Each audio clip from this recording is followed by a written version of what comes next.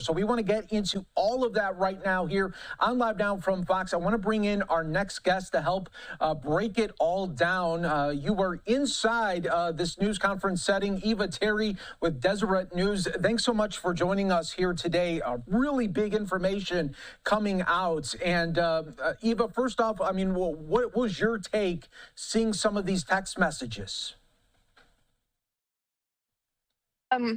Were at the same time very confusing and pretty straightforward. So it was a combination. So it was the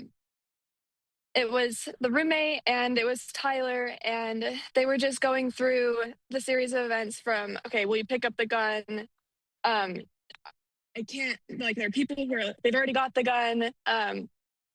So I honestly think that we'll have a lot more information coming soon about the text messages. Right now, it's a pretty simple story. And I wouldn't be surprised if it gets just a lot more complicated.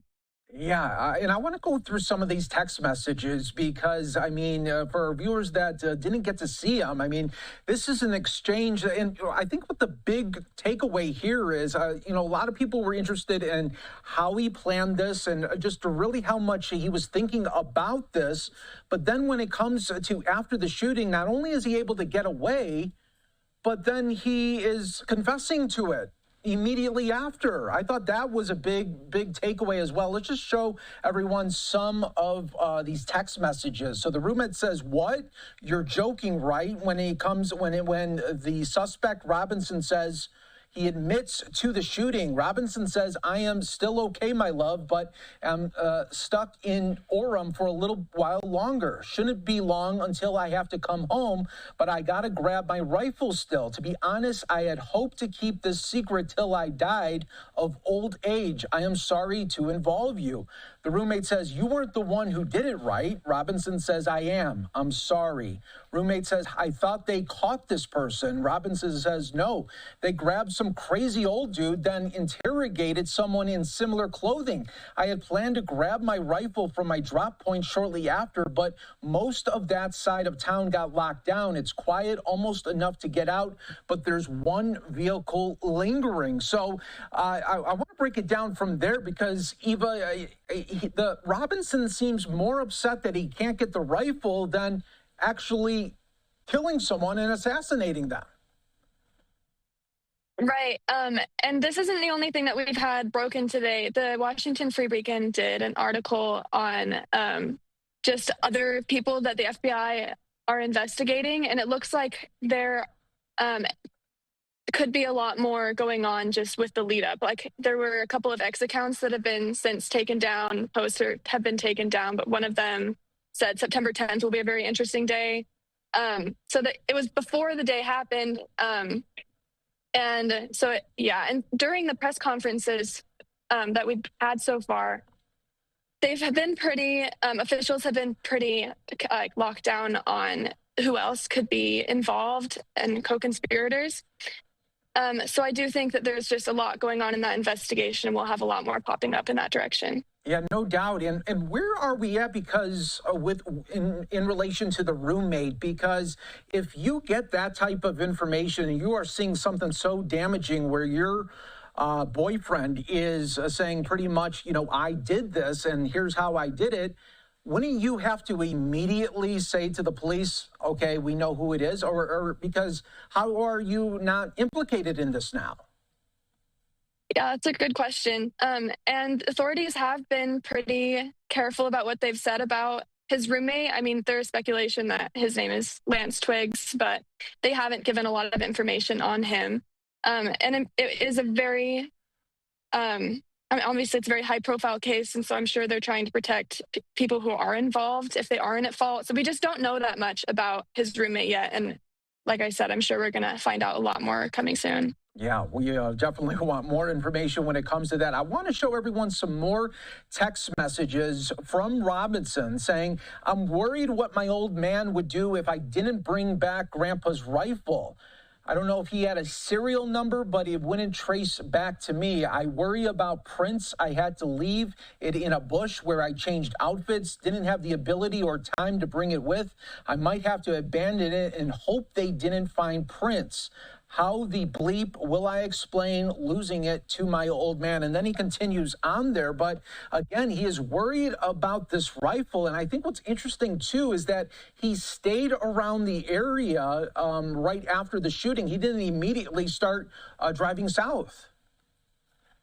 Right. So one thing that has been really interesting is right after it happened, I went down to St. George to just try to find out everything that I could with our photographer. And so I talked to one of his friends from Boy Scouts, and I talked to some of his neighbors. And the thing that I really came away with was just how human this whole thing is. And so his friend from, I mean, they've known each other since they were like 11 or 12 years old. He was just so shocked because how could someone that he grew up with do something like this, and how could he have taken Charlie Kirk's life? So there is an aspect of this whole thing where people are trying to come to terms with, like, how could someone that we know do something so horrible? But those text messages, if they are exactly real, if they were portraying the truth, do just show a very human aspect of this horrible thing that has happened. Like, I don't want to have lost my grandfather's gun. Yeah, I do think it's just mind-blowing.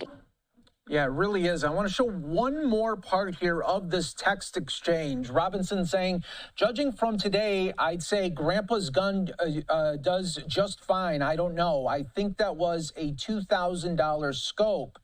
Robinson says, then delete this exchange. Robinson then says, my dad wants photos of the rifle. He says, Grandpa wants to know who has what. The feds released a photo of the rifle, and it is very unique. He's calling me right now, not answering. Robinson then says, since Trump got into office, my dad has been pretty diehard MAGA. And then he continues on talking about the gun. And then the roommate, Robinson says, you are all I worry about, love. And the roommate says, I'm much more worried about you.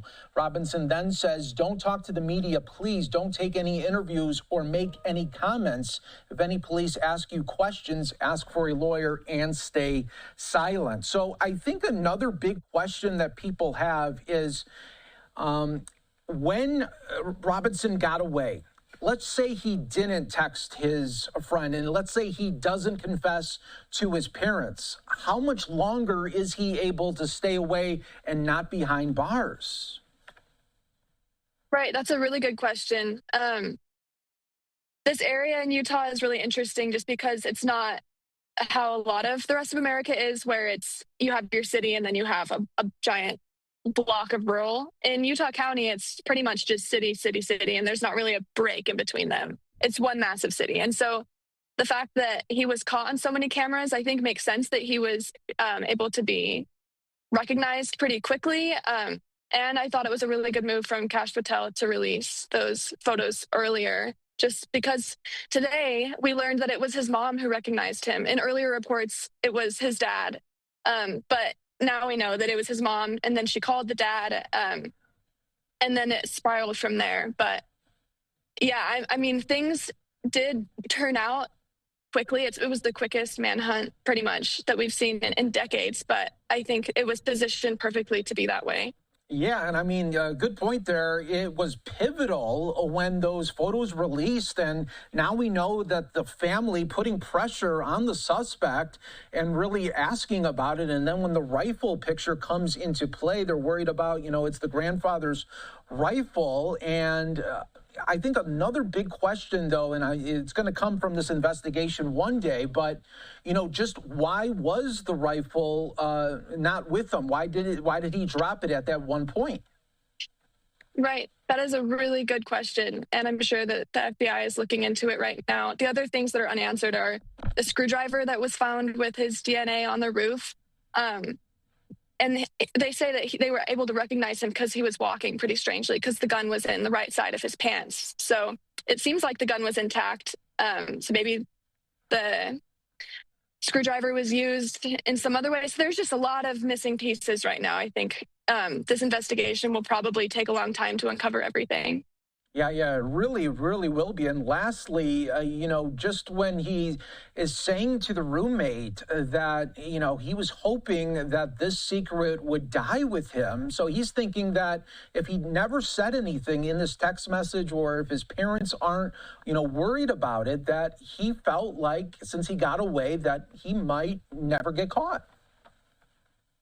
Yeah, which is pretty mind blowing just based on all of the DNA that was left around. I mean, it wasn't just the gun and it wasn't just the towel. It was footprints from where he jumped off. And there were he was being careful when he was leaving. Like in all of the footage, it looks like he was walking around with his hands in so he wouldn't leave fingerprints. So I mean, obviously he was trying to be very, very careful, but it is kind of mind blowing that he thought that he could have gotten away with it. Yeah, I mean, he does all this preparation, all this planning, and then he's able to get away, but only, moments later to confess to the roommate and act like, that would stay right there. Very, very interesting. Eva, thanks so much for joining us. I know this is just the tip of the iceberg, and there's going to be so much info coming out. You'll be continuing to report on it. So we appreciate your insight on this really big newsy day in this case.